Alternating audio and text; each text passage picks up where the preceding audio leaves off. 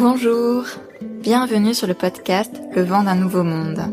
Je vous emmène à la rencontre de personnes dont le parcours ou ce qu'elles offrent au monde m'inspire ou m'aide à avancer.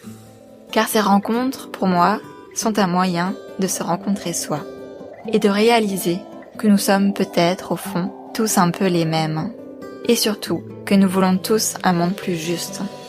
Et si l'on commençait à l'incarner, ce nouveau monde, en s'inspirant les uns les autres et en allant à la recherche de solutions? Et si tout commençait par soi? Si tout partait de l'intérieur? Je crois que si l'on arrive ensemble à faire taire nos peurs et à suivre un peu plus notre cœur, nous ferons changer bien des choses. Je vous souhaite une très belle écoute. Quelle joie de vous retrouver après une longue pause dans ce podcast. J'ai le plaisir de vous annoncer la reprise du vent d'un nouveau monde. 2025 promet plein de belles interviews de personnes qui m'inspirent énormément depuis plusieurs années. J'ai vraiment hâte de vous les partager. La prochaine interview de cette saison sera diffusée dans 15 jours dans le prochain épisode. J'en profite pour remercier les personnes qui ont bien voulu répondre à mon sondage en fin d'année dernière. Vos retours étaient riches, merci beaucoup. Des changements vont opérer au fur et à mesure, distillés ici et là. Mais pour moi, c'est surtout un changement intérieur qui s'opère. Je vous en reparlerai sûrement à l'occasion. Vous avez, j'imagine, lu le titre de l'épisode. Donc aujourd'hui, ce n'est pas n'importe quel jour. C'est un dimanche qui met à l'honneur nos grands-mères. Bonne fête à toutes les grands-mères. En mai 2024, le jour de la fête des mères, j'ai publié une interview de ma maman. C'était un moment très fort pour elle et moi, et pour vous aussi apparemment, parce que c'est l'interview pour laquelle j'ai reçu le plus de retours après celle de mon ami JB. Si vous n'avez écouté ni l'un ni l'autre, je ne peux que vous recommander de rattraper votre retard. Il s'agit des épisodes 2 et 30. Et comme toujours, je vais mettre ces informations dans le descriptif de l'épisode. Fin de la parenthèse, je reviens à l'interview de ma maman. Donc plusieurs d'entre vous m'ont dit que ça leur avait donné envie de questionner leur propre mère à leur tour. Et ça, c'est quelque chose qui me réjouit, mais immensément. Donc je ne peux que vous inviter à y aller et vraiment à prendre ce temps. C'est tellement important. Aujourd'hui, pour la fête des grands-mères, j'aurais adoré vous partager l'interview de la mère de ma mère, donc ma grand-mère. J'ai nommé Mamie Ginette. Je suis sûre que vous auriez adoré l'entendre également. Malheureusement, elle a déjà quitté ce monde. Mais ces derniers jours, j'ai été très inspirée. Un matin, la semaine passée, j'ai lu dans une newsletter que la fête des grands-mères approchait. Je me suis dit que ce serait le moment idéal pour rappeler à ceux qui me suivent sur les réseaux que je propose des audio-souvenirs et qu'ils peuvent par ce biais offrir un merveilleux cadeau à leur grand-mère, enregistrer ses plus beaux souvenirs, son témoignage du passé et les apprentissages qu'elle tire de sa vie pour les transmettre à ses enfants et petits-enfants. Et alors que je commençais à réfléchir à la façon de l'aborder, l'évidence s'est imposée. J'allais parler de ma grand-mère. Et en notant mes idées, j'ai commencé à me rappeler de tant de choses que j'aimais chez elle, et je me suis plongée dans ses souvenirs, et ça a été un moment vraiment émouvant, et je me suis dit que vous l'apprécierez aussi. Donc j'ai eu envie de vous le partager dans un épisode de podcast. Donc ce n'est pas une interview, mais c'est une manière de mettre aussi une personne en lumière, et de mettre finalement la beauté des humains avec un grand H, je dirais, en lumière. Donc c'est tout ce que je fais dans ce podcast. Si le cœur vous en dit qu'un être cher vous a aussi quitté sans avoir eu le temps de se raconter, je vous propose de faire comme moi, de rédiger, de vous remémorer l'essentiel à vos yeux de cette personne, donc de façon tout à fait subjective, mais délicieuse. Donc de vous remémorer ce que vous aimiez et ce dont vous vous souvenez de cet être aimé. De mon côté, en préparant cet épisode et les communications sur les réseaux, les larmes ont coulé. Un mélange de je ne sais quoi, de la joie, de la tristesse bien sûr. En fait, j'étais vraiment touchée de repenser à elle et à tout ça. Alors voilà, j'espère que vous serez touchés également à votre tour. Ma grand-mère s'appelait Ginette. Elle adorait les petites fleurettes du printemps, celles qui amenaient en premier de la couleur après la grisaille de l'hiver. Elle adorait aussi regarder Michel Drucker et la Nouvelle Star. Ah, qu'est-ce qu'ils chantaient bien ces petits jeunes. Elle aimait s'asseoir sur le banc en plastique dans son jardin, en plein soleil, et devenir aussi brune que le chocolat. Elle aimait glaner des pommes et faire des emplettes. Elle aimait faire plaisir, par le ventre, ça va de soi. Elle aimait particulièrement cuisiner au beurre, avec beaucoup de beurre, parce qu'elle était normande. Je me rappelle des pissenlits qu'on allait chercher ensemble dans le jardin. Et hop, un coup de couteau émoussé, et voilà un gazon aussi beau qu'au premier jour, et une bonne salade presque prête pour le midi.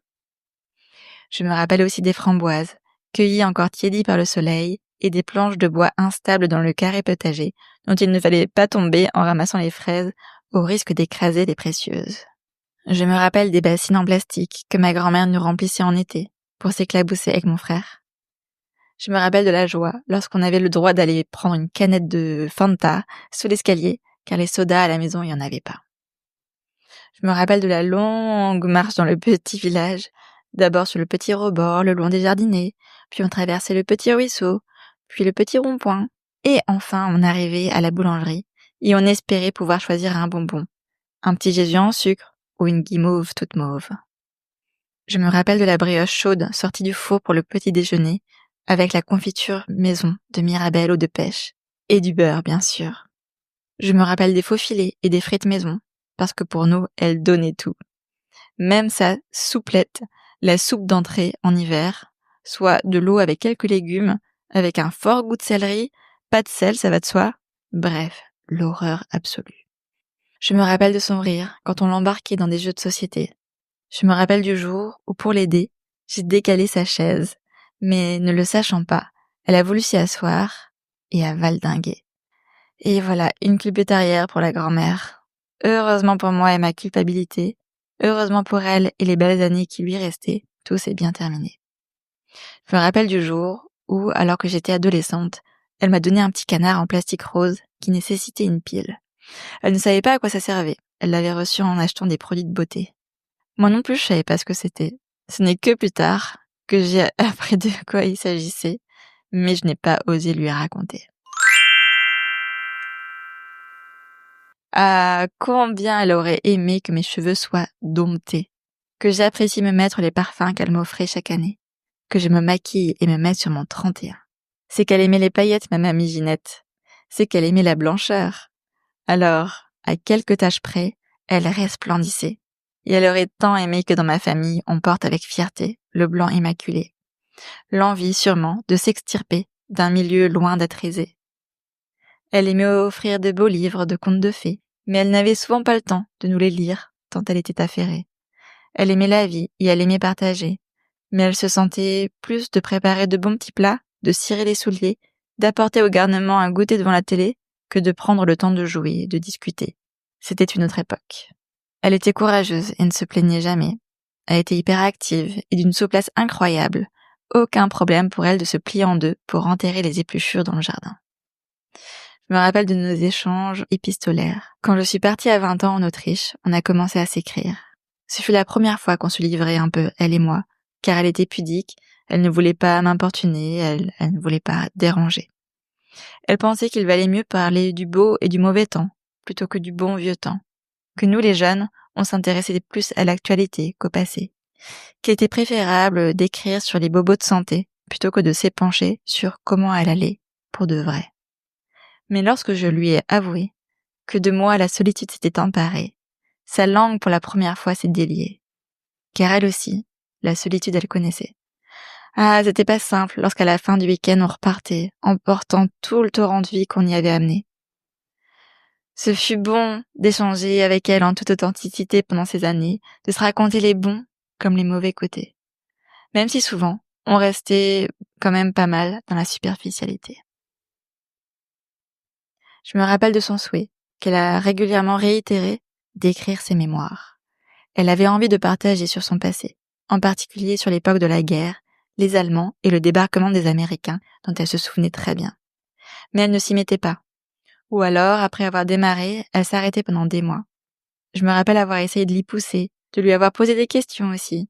Parce que si on ne la questionnait pas, encore une fois, elle préférait ne pas nous embêter avec ça. Elle m'a répondu sur certains points, me racontant un peu de sa vie au Tchad, avec mon grand-père légionnaire.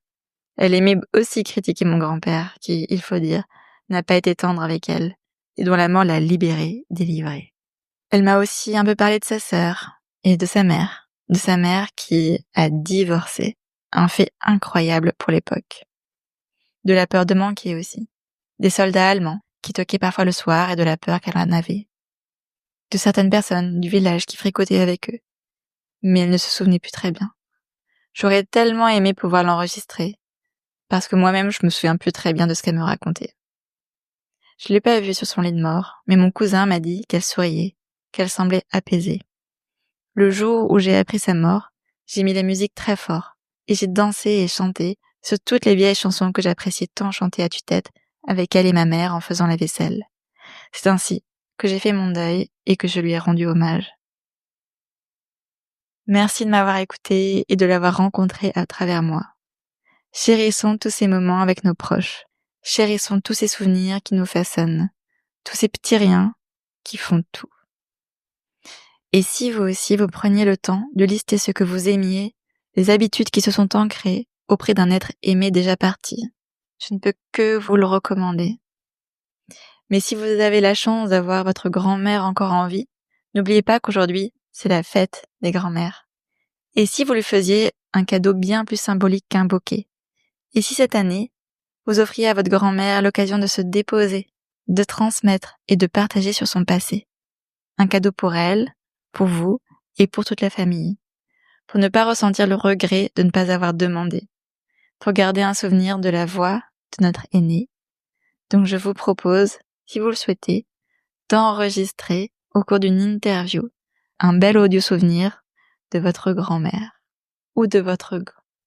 Je propose en effet d'enregistrer sous forme d'audio souvenir nos grands-mères, nos grands-pères et tous nos êtres chers. Toutes les informations sont disponibles sur mon site internet leventd'unnouveaumonde.fr. N'hésitez pas à me contacter si vous avez des questions.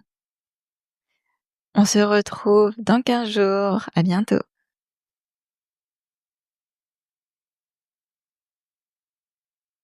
Alors, on le crée ce nouveau monde? Si vous avez apprécié cet épisode, n'hésitez pas à en parler, à vous abonner, à mettre des étoiles sur les plateformes d'écoute de podcast et à me laisser des commentaires. D'autres pourront ainsi le découvrir à leur tour et c'est comme ça que vous m'aiderez le plus. Et puis, c'est aussi une manière de mettre votre pierre à l'édification de ce nouveau monde.